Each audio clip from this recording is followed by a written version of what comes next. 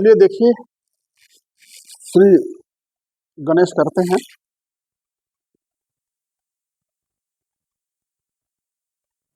Speech and language disorder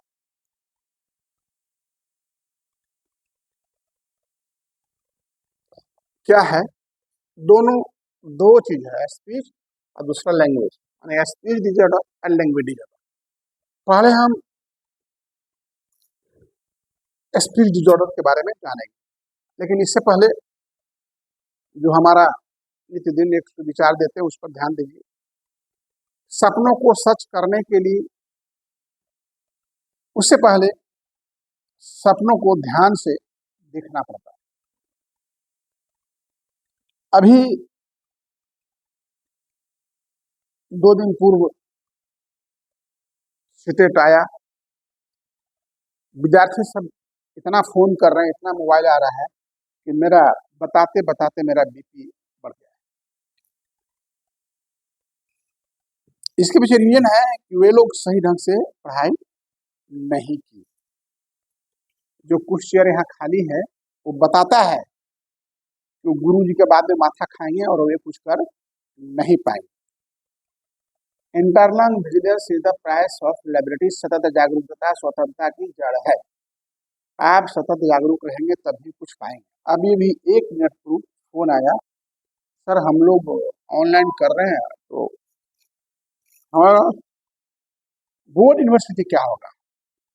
हम कहते आप 2 साल पढ़े क्या? हम बताएंगे, आप फीस जमा करिए, पुनः बताएंगे। हम क्यों बताएंगे? आपको तो 2 साल मैंने पढ़ाया है, तो क्या मैंने बताया नहीं क्या है यूनिवर्सिटी क्या है वो? तो देखिए, इन सारी समस्याओं से मुक्ति के लिए रेगुलर क्लास में रहिए। अदरवाइज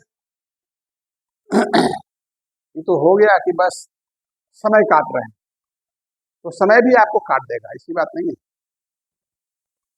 चलिए, स्पीच डिसऑर्डर।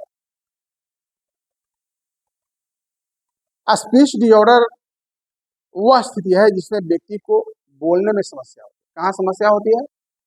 बोलने में, यानी ध्वनि साफ साफ नहीं बनना, जैसे में तुतलाना, हकलाना या शब्द सही तरीके से न बोल पाना, यही है आपका स्पीच डिसऑर्डर। अब इसके मुख्य लक्षण यानी main characters of speech disorder, तो देखिए इसका मेन कैरेक्टर्स क्या है। मुख्य कैरेक्टर्स है स्टैमरिंग, स्टटरिंग, हकलाना, जैसे आ, आ, आ रहे हैं, ये क्या है? स्टैमरिंग। और मिस आर्टिकुलेशन, तुतलाना, किसी शब्द का बीच में छूट जाना, जैसे मम्मी तुनो तुनो, तराय तराय, सुनो को तुनो, सर को तर, ठीक है, स्कूल को कूल। यह सामान्य समस्याएं हैं, सामान्य बच्चों में भी यह पाया जाता है, हकलाना और तुतलाना, ये कोई बड़ी बात नहीं है। परंतु अगर इसका उपचार तुरंत नहीं किया गया, स्पीच थेरेपी, वाक् चिकित्सा तुरंत नहीं दिया गया, तो यह आजीवन रह सकता है। और इसे स्पीच थेरेपी देने से पूर्णतः यह ठीक हो जाता है। साथ ही बहुत तेज या धीमी आवाज कोई कोई व्यक्ति बोलता है। हमारे बगल में एक स्कूल के बगल में पड़ोसी थे, चंदन बाबू लोग बोलते थे, शायद बस्तगला कुल्लरी में बड़ा बाबू थे। तो वो अपने घर में जो बोलते थे वह आवाजें हम लोग तक आता था। और जब किसी को बुलाते थे, ए सुधी, इतना कस के आवाज करते थे, माने किसी किसी का आवाज ही साउंड बहुत काफी होता है, और कोई बहुत धीमा आवाज में बात करता है। जैसे एक बार हम मिले थे, हमारे रिलेशन में आते हैं, दूध के रिलेशन में, अभ्यानंद जी, पटना, एक्स डीजीपी। तो इतना धीमे बात करते हैं कि उनसे बात करने के लिए आपको जो है शांत वातावरण में बात कर सकते हैं। भीड़ भाड़ कोलाहल में उनसे बात सही से नहीं हो पाती। इसके बाद शब्दों का गलत उच्चारण, जैसे अभी कहा ना कि सर को सर घर। इसके बाद घुंघराली या नाक से आने वाली आवाज, जिसको बोलते हैं नोजल वॉइस। क्या बोलते हैं उसको? Nozzle voice.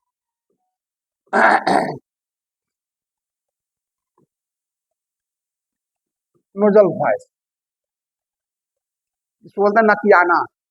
अरे ठीक है, आज मन रुको ना, देखते हैं करना बा काम हम कर यार, आज हम नहीं आए थे ना, हम एक्चुअली तंगन खराब था। This is called nozzle voice. अब भैया जो हमने कहा स्टैमरिंग, मिस आर्टिकुलेशन, धीरे बोलना, जोर से बोलना, शब्दों का गलत उच्चारण करना, नकियाना, नोजल वॉइस, ये सारी चीजें के क्या कारण है, ऐसा क्यों होता है?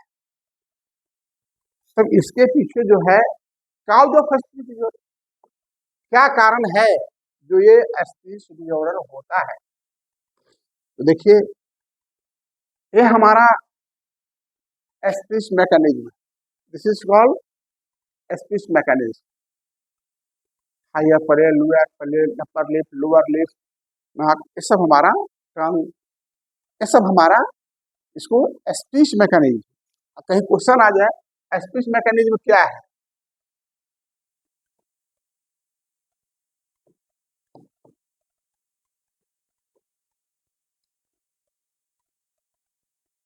Speech mechanism. तो स्पीच मैकेनिज्म जहां से हम जैसे बोलते हैं उसको स्पीच मैकेनिज्म कहते हैं। तो इसका कारण मुंह हो सकता है, हो सकता है कुछ प्रॉब्लम हो, जीव, टंग टाई। टंग टाई क्वेश्चन आ जाएगा, टंग टाई क्या है? सामान्य बच्चों में भी होता है टंग टाई।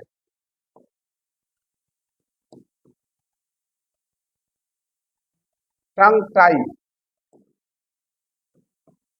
जीभ का सटा रह जाना, वो ऑपरेशन के बाद फिर वह ठीक हो जाता है। सर्जरी ऑपरेशन के बाद स्पीच करना ना पड़ता है, स्पीच से भी ठीक हो जाता है। तो ये सारी चीजें को आप लोगों को एकदम ध्यान में रखिए और याद भी रखिए। एक एक नंबर में आ जाता है कि नोजल वॉइस क्या है, स्टैमरिंग क्या है, मिस आर्टिकुलेशन क्या है, या स्पीच मैकेनिज्म क्या है, टंग टाई क्या है। तो एक नंबर में आ जाता है, एक लाइन आंसर है, मैं तो बता दिया आपको। अब है कि गले की मांसपेशियों की समस्या भी हो सकता है, सुनने की समस्या। मैं कई बार बता चुका हूं कि जब हम कुछ बोलते हैं तो ऐसा मत समझिए कि हम डायरेक्ट बोल रहे हैं। इसमें 3 प्रक्रिया, पहला सुनना, समझना, तब बोलना। अगर आप सुनेंगे नहीं तो समझेंगे नहीं, और समझेंगे नहीं तो आप बोलेंगे क्या? खास। तो इसलिए यह भी हो सकता है कि सुनने समझने की समस्या हो, न्यूरोलॉजिकल समस्या हो सकता है, कुछ नर्वस सिस्टम प्रॉब्लम हो, न्यूरोलॉजिकल हो, ब्रेन डैमेज कारण भी हो सकता है। सीखने में कठिनाई, यह भी हो सकता है, देर से सीखता है, स्वाभाविक चीज है, इस वजह से देर से सीखते ही हैं। तो अब आप समझ गए कि स्पीच डिसऑर्डर क्या है, इसके लक्षण क्या हैं और इसके कारण क्या है। लक्षण में बहुत ढंग से याद रखने की चीज है, नोजल वॉइस, स्टैमरिंग, उसके बाद आपका मिस आर्टिकुलेशन, और काउज मैंने आपको बता दिया कारण क्या है, तो मैकेनिज्म का प्रॉब्लम। अगर एक आंसर, एक ही क्वेश्चन रहे कि काउज ऑफ स्पीच डिसऑर्डर, तो आप लीजिए any deformity and any problem in the speech mechanism. Speech mechanism में कोई प्रॉब्लम है जिससे कारण ऐसा हो सकता है, चलेगा, एक नंबर मिल जाएगा। लेकिन 5 नंबर का है तो आपको लिखना पड़ेगा कि मुंह की समस्या, जीभ की समस्या, टंग टाई या मांसपेशियों में परेशानी, सुनने की कमी, न्यूरोलॉजिकल समस्या या सीखने में कठिनाई, तो हो सकता है 5 नंबर रहेगा। 1 नंबर तो उतना ही चला जाएगा। अब आगे आ जाइए, हम स्पीच डिसऑर्डर आपका खत्म हुआ। अब हम चलते हैं language disorder. What is language disorder? आप समझिएगा what is the difference between speech and language. Language disorder वह स्थिति है जिसमें व्यक्ति को भाषा रिसेप्टिव और एक्सप्रेसिव, यानी रिसेप्टिव समझने में, आप कुछ बोल रहे हैं तो समझने में समस्या होता है, और बोलकर व्यक्त करने में भी समस्या होता है। इसे बोलते हैं लैंग्वेज डिजॉर्डर। जब आप कुछ बोले हैं हम ठीक से समझ नहीं पा रहे हैं, और हम बोल रहे हैं और आप नहीं समझ पा रहे हैं, तो यह क्या है? Language disorder. अब इसके कारण क्या है? Cause main characteristics of language disorder, भैया इसकी क्या मुख्य लक्षण है? इसके लक्षण है बात समझने में कठिनाई। आप कुछ बोल रहे हैं, शायद आपकी बात हमें समझ में नहीं आ रही, वाक्य नहीं बना पाना, या आप कुछ बोलना चाह रहे हैं, जैसे हमें याद है बचपन में पढ़ते थे र र र रा रा रा रा रा रा ना में नी रानी म मदन रानी मदन रानी मदन रानी मदन। किताब का नाम था रानी मदन अंबर, लेकिन हम लोग पढ़ते रहे रानी मदन, माने पूरा वाक्य नहीं बनाना। तो यदि वाक्य पूरा नहीं बना पाते, या बीच में कुछ शब्द ही भूल जाते हैं, जैसे अमर भूल गए, या होता है ना राम आम खाता है, लेकिन बच्चे लोग क्या बोल देंगे? राम खाता है। और जब बोलिए क्या खाता है, तो आम खाता है, लेकिन राम खाता है। बीच में शब्द भूल जाना, या सही शब्दों का चुनाव कर न पाना, यानी कहाँ पर कौन सा शब्द मुझे बोलना है, इस शब्द का चुनाव न करना, यह भी एक जो है आपका लैंग्वेज डिजॉर्डर का लक्षण है, सिम्टम्स है, कैरेक्टरिस्टिक्स है। और उम्र के अनुसार भाषा विकास न होना। अब मान लिया किसी बच्चे का 5 साल उम्र हो गया, उसका भाषा विकास नहीं हुआ है, तो है लैंग्वेज डिजॉर्डर, स्पीच डिजॉर्डर। अब इसके कारण क्या होते हैं? काउज ऑफ लैंग्वेज डिजॉर्डर के कारण क्या है? तो कारण पर जाएंगे, तो देखिए कारण क्या है।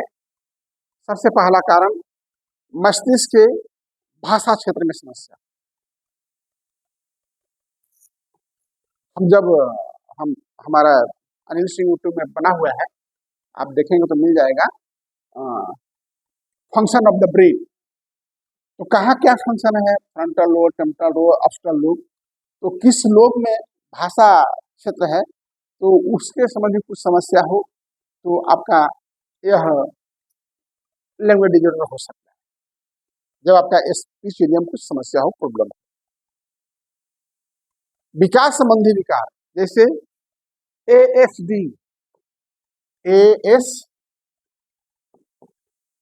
ASD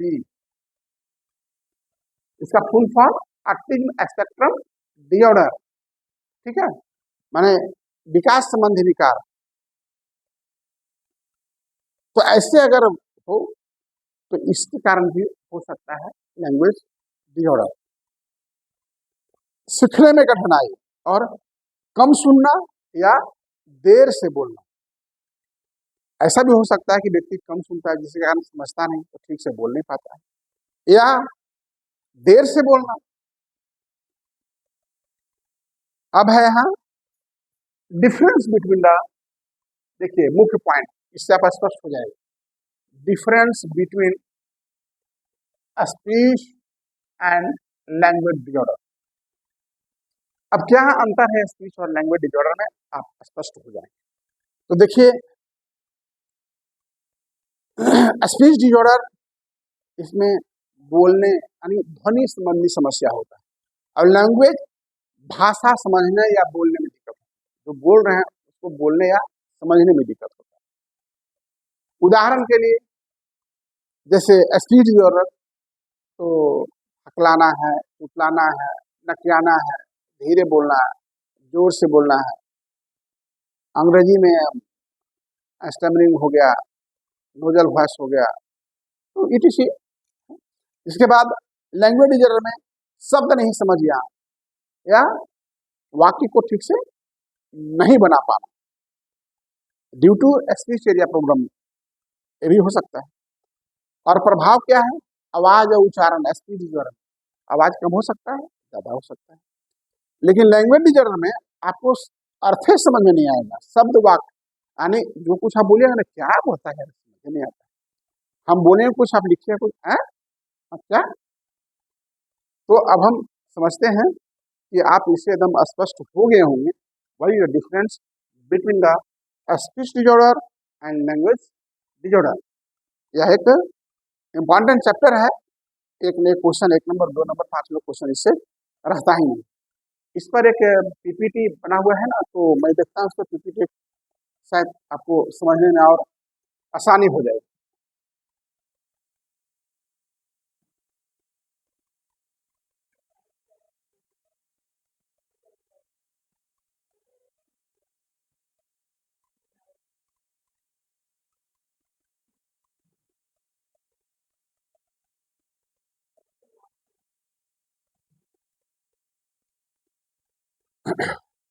देखिए,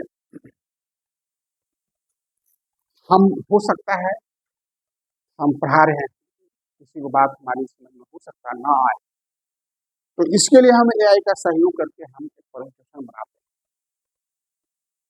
अंग्रेजी पॉइंट हम उनके लिए बनाते हैं जो इंग्लिश मीडियम के, ताकि उनको भी समझने में सावधान हो। तो चलिए स्पीच और लैंग्वेज डिजॉर्डर को समझें। बच्चों के संप्रेषण विकास में आने वाली चुनौतियों को पहचानना और समझना कि उसमें क्या समस्या बोलने संबंधी है। स्पीच डिजॉर्डर क्या है? स्पीच डिजॉर्डर वह स्थिति है जिसमें बच्चे को बोलने में कठिनाई होती है। इसमें ध्वनि साफ न बोलना, शब्दों का गलत उच्चारण या बोलते समय रुक रुक कर बोलना शामिल होता है। यह समस्या मुख्य रूप आवाज और उच्चारण से जुड़ी है, न कि भाषा की। आवाज और उच्चारण, स्पीच डिजॉर्डर। इसके बाद स्पीच डिजॉर्डर का मुख्य कारण हकलाना, स्टैमरिंग, तुतलाना। इसके बाद आवाज में समस्या कम हो या ज्यादा हो सकता है। गलत उच्चारण, इसको मिसआर्टिकुलेशन कहते हैं। इसके बाद नोजल वॉइस भी है, नकियाना इसमें नहीं है। अब क्या कारण है स्पीच डिजॉर्डर के? शारीरिक कारण, मुंह, मैं कहा था मैकेनिक स्पीच मैकेनिज्म, मुंह, जीभ, गले या मांसपेशियों में कमजोरी हो, तालु, होठ या कॉन्जिनेटल डिजॉर्डर कुछ हो, जिसे विदीर्ण तालु होता है, कितने लोग का ये फटा रहता है, तो उसकी आवाज यहाँ से यहाँ निकलता है, इसीलिए वो ठीक से बोल नहीं पाता है। उसका भी सर्जरी जुड़ा हुआ पूर्णतः ठीक होता है। सुनने की समस्या, मान लिया सुनने में कोई परेशानी हो या हमारा स्पीच एरिया प्रॉब्लम हो, तो ध्वनि न सुनाई पाना, जिसके कारण ठीक से न बोल पाना, ध्वनि की नकल न कर पाना। न्यूरोलॉजिकल समस्याएं, नर्वस सिस्टम प्रॉब्लम हो सकता है, मस्तिष्क भाषा नियंत्रण क्षेत्र विकार या स्पीच डिजॉर्डर, जहाँ जो हमारा भाषा का क्षेत्र है। तांत्रिक तंत्र की समस्याएं, विकासात्मक देरी, सामान्य विकास में धीरेपन या सीखने में कठिनाई, ये सारी चीजें। अब है लैंग्वेज डिजॉर्डर। देखिए, लैंग्वेज डिजॉर्डर में बच्चे भाषा को समझने या व्यक्त करने में कठिनाई होती है। यह दो प्रकार के हो सकता है, एक रिसीविंग लैंग्वेज और दूसरा एक्सप्रेसिव लैंग्वेज। रिसीविंग लैंग्वेज, हम बोल रहे हैं आप समझ नहीं पा रहे, आप बोल रहे हैं हम नहीं समझ पा रहे, यानी समझने में कठिनाई और बोलने में कठिनाई, उसे क्या कहते हैं? लैंग्वेज। स्पीच डिजॉर्डर किसे कहते हैं? जब हमारी भाषा में कठिनाई हो, बोल ही नहीं पाते, हकलाना, तुतलाना, नकियाना, जिसको स्टैमरिंग, नोजल वॉइस। इसके बाद आपका नोजल वॉइस के साथ साथ और बहुत सारी चीजें हैं, मिसआर्टिकुलेशन।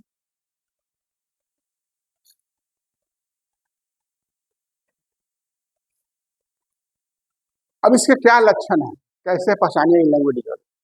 बात समझने में परेशानी, क्या बोलते हैं समझ में आता है, फटफट बोल के चल जाता है, हम बोलते हैं तो राखी लिख नहीं पाते, समझते नहीं, है ना। तो क्या है लैंग्वेज डिजॉर्डर, शब्द को भूल जाना, है ना, सही शब्द याद न आवे, वह चीज जैसे शब्दों का प्रयोग। देखो सब इससे कहते हैं ना, वो दीजिए ना, वो दीजिए, वो दीजिए, वो दीजिए ना, वो बोला दीजिए ना, वो बोला, अरे वो बोला कौन बोला, वो नाम नहीं है क्या। तो जब किसी शब्द को भूल जाना, आप जान रहे हैं वो लाइन, वो लाइन, वो लाइन, अरे वो लाइन उसका नाम आप नहीं जानते, डेली रखा हुआ आपके टेबल पर, तो क्या होता है शब्द को भूल जाना, ये भी एक लैंग्वेज। वाक्य न बना पाना, कभी कोई व्यक्ति कोई शब्द को ही नहीं बोल पाता है, तो वाक्य बनाने की बात, यानी पूरे वाक्य बनाने में असमर्थता, अधूरे वाक्य बोलना या कुछ भी बोल के निकल जाना। विकास में देरी, उम्र के अनुसार भाषा कौशल विकास ठीक से न हो। अब आइए लैंग्वेज डिजॉर्डर के कारण, क्या कारण है भैया, तो मस्तिष्कीय विकृति, स्पीच में कुछ प्रॉब्लम हो, मस्तिष्क के भाषा क्षेत्र की समस्या, विकासात्मक विकार एएसडी, ऑटिज्म स्पेक्ट्रम डिसऑर्डर सामने है आपके, सीखने में कठिनाई डिस्लेक्सिया, है ना। अब आइए स्पीच और लैंग्वेज डिसऑर्डर में अंतर एकदम क्लियर है, इससे और स्पष्ट क्या हो सकता है। समस्या किसमें, बोलने और ध्वनि में। स्पीच डिसऑर्डर में क्या होता है, बोलने और ध्वनि में होता है समस्या, लेकिन लैंग्वेज में क्या होता है, भाषा और समझने व्यक्त करने, माने आपकी भाषा को समझने या हमारी भाषा को आपको समझने में समस्या होती है लैंग्वेज डिसऑर्डर। इसमें बोलने ही में दिक्कत होता है, नोजल वॉइस, कम वॉइस, ज्यादा वॉइस, हेजिटेशन, स्टैमरिंग। अब स्पीच में क्या होता है, हकलाना पिछलाना, यहाँ शब्दों को नहीं समझ पाता और न पूरा वाक्य बना पाता। स्पीच जो ना आवाज उच्चारण ठीक नहीं आता है, और यहाँ अर्थ सब समझ में नहीं आता है, यहाँ उच्चारण ठीक नहीं होता है, यहाँ समझ में नहीं आता, कैसे बोला जाता है पता नहीं, क्या बोलना और समझा जाता है ये पता नहीं। तो हम समझते हैं आप लोग इन दोनों को बहुत अच्छी तरह से समझ गए होंगे। अब पहचान के संकेत कुछ है, इसको आप देखिए। 2 से 3 वर्ष में बहुत कम शब्द बोलना या नहीं बोलना इशारों पर निर्भर करता है। 3 से 5 वर्ष में छोटा वाक्य न बना पाना, साथियों से बातचीत में कठिनाई एक समस्या पैदा करता है। देखिए 2 से 3 वर्ष में अगर कोई बच्चा नहीं बोलता, लेकिन इशारा से तो कुछ समझना चाहिए, लेकिन जब 3 से 5 वर्ष हो गया बच्चा नहीं बोल पाता है, बातचीत नहीं कर पाता है, तो समझिए कि समथिंग इज देयर। 5 वर्ष प्लस हो गया, 5 वर्ष ऊपर हो गया, पढ़ने लिखने में समस्या, कक्षा में भाग लेने में संकोच करता है, तो समझिए उसके साथ की समस्या है। आप उनको उससे संबंधित स्पेशलिस्ट से संपर्क करें। आगे की राहें, पहचाने लक्षणों को जल्दी पहचान करिए, विशेषज्ञ से मिलिए। कौन विशेषज्ञ, स्पीच थेरेपिस्ट। नियमित अभ्यास, घर और स्कूल में लगातार सहयोग करें, और सहानुभूति और प्रोत्साहन से बच्चा आगे बढ़े, जबरदस्ती करने से नहीं, डांटने से नहीं। बोल भी नहीं करता है, बदमाशी करता है, ना तू छोड़िए अब आया नहीं, तो जो बोल रहा भी नहीं होता है। सही समय पर सही मदद, हर बच्चा अपनी पूरी क्षमता तक पहुंच सकता है।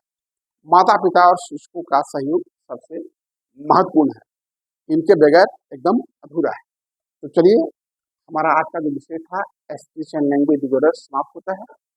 सभी को नमस्ते, प्रणाम, सलाम, जोहार, जय हिंद, वंदे